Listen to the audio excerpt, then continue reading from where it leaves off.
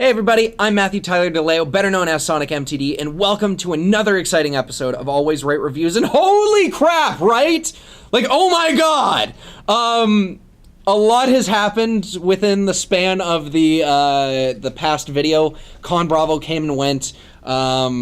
I was running around trying to do all different types of stuff. I had a show at the Horseshoe Tavern with my band City and Wires. Everything is just sort of like started snowballing, and it's fantastic. Right now I'm live on, well, it's going to be taped when you watch it, but I am on location in Hamilton at the North of Nerdy set, where I just finished doing a podcast for the Nearly Nerdy podcast, and it was an audition. That's why I'm dressed in a suit. I won't be dressed in a suit anymore because holy shit, these lights.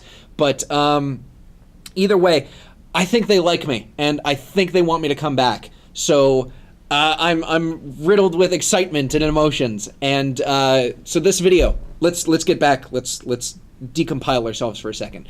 This video, which is Akiba's Trip, Undead and Undressed, which was the PS3 version of the PS Vita game, is one of the last videos that is on my backlog that I recorded well over a year ago in advance, back when I was part of that other show. And as of this video, when it is over and said and done, we're doing new reviews. We're doing new stuff that I haven't touched yet. I am very scared and very nervous because the only review that I did, which was like a completely from the ground up, was Valkyria Chronicles, which just about killed me because I'm working a full-time job. But we're going to see what's going to come of it, and we're definitely like enjoying ourselves for the ride. So we're going to strap in. We're going to see what happens. But until that time comes, I'm SonicMTD, and this is my review of Akiba's Trip, Undead and Undressed for the PS3. Hey everybody, I'm SonicMTD, and it's time to once again jump into the exciting new subject of the craziest games imported to our golden shores in the Japanophiles.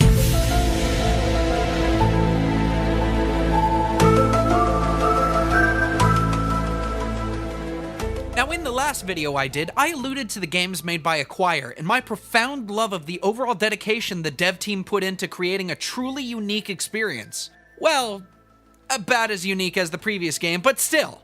I was in a bit of a slump with reviews to cover, and while perusing the aisles of my local games retailer, I instantly spotted the case for Akiba's Trip, Undead and Undressed. Upon future inspection, I realized just how fucking crazy this game seemed. With artwork of a maid in shredded clothing clutching onto a man's pair of boxer shorts, this is something that needs to be covered. Oh god, the puns! Now, if only I could walk up to the counter and buy this without the people behind the counter losing any form of respect for me. 15 minutes later. Well, I guess I need another place to hang out now. So come enter a world of moe, anime girls, and boys love shits. Here's my review of Akiba's Trip, Undead and Undressed.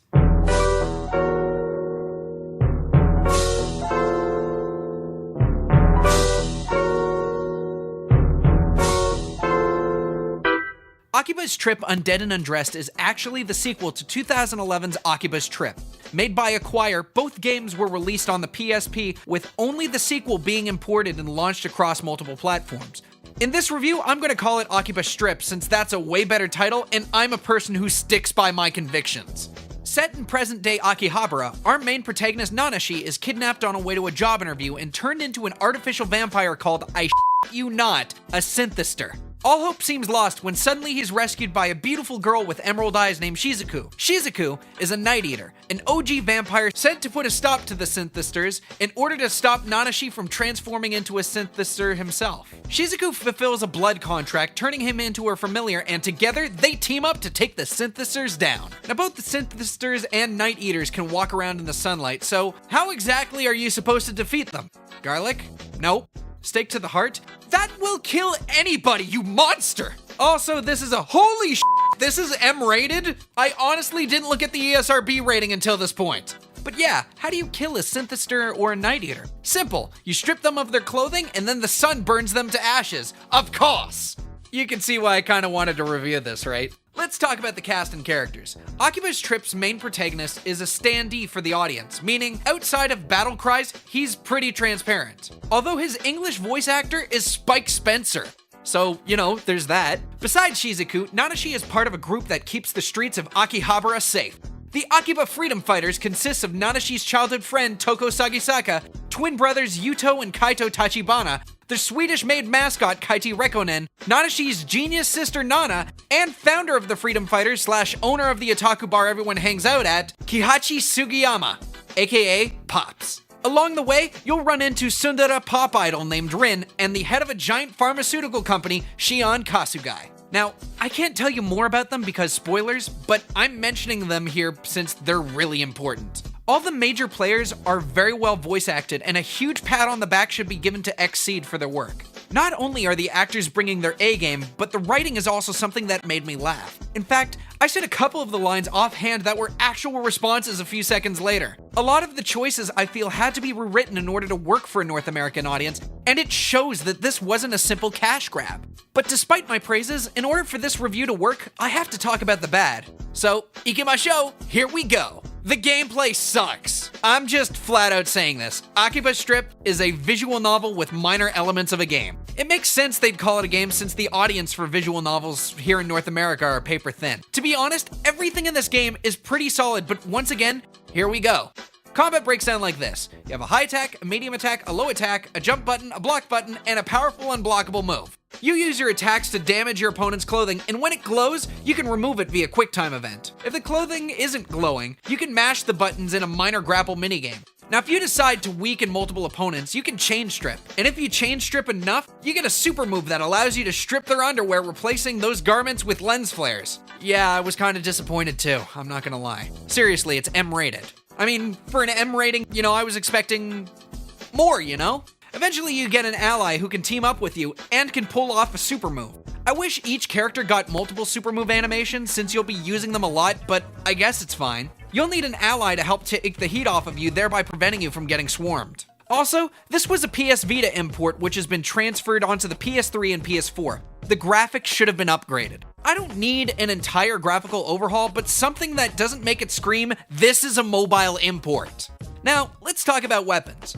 You can use everything from toy guns, wooden swords, brass knuckles, capsule machines, and paper fans. Each of these weapons have their own little power attack, but other than that, there isn't enough to keep you going. I grabbed a toy gun from the local convenience store and got my Nesan to modify them for me. That piece of plastic does more damage than the end boss's weapon. And I'm not knocking the mod system, but it's quite clear A.R.R didn't care too much for the combat. Another weird thing I noticed playing Akiba's Trip was the clothing situation. Allow me to explain. In the event you're stripped of clothing and don't have something with a suitable defense, you're allowed to wear women's clothing. They have the same stats that all the other gear does, so if you find a skirt with a high defense, suck it up and wear that goddamn skirt. Damn it, Shinji, get in the goddamn skirt!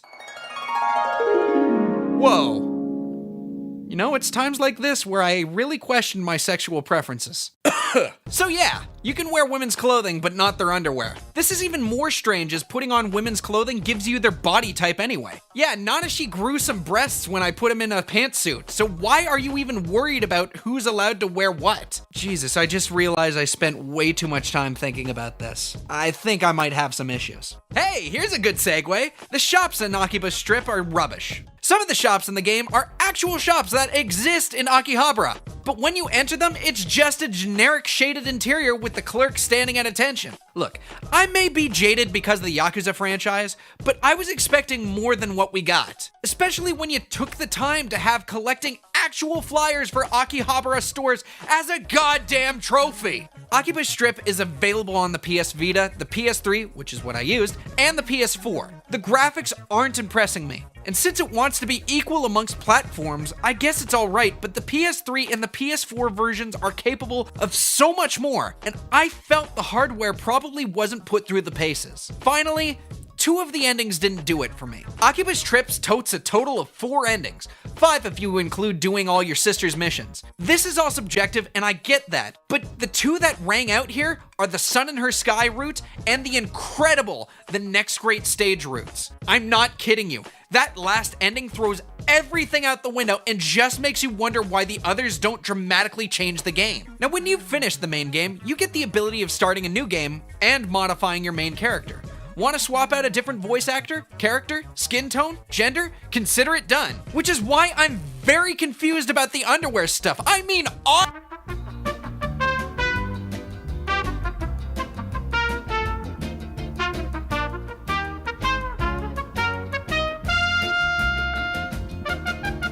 So all in all, Akiba's Trip, Undead and Undressed is a fun little adventure off the beaten path that I honestly don't think deserves the M rating. It's not quite a game, but it's still a nice, well-acted, well-written visual novel that's worth your time. Now, if you don't mind, I got a fight to attend and I need my plus 50 short skirt of mobility. I'm SonicMTD, and shut up! Don't knock it till you tried it.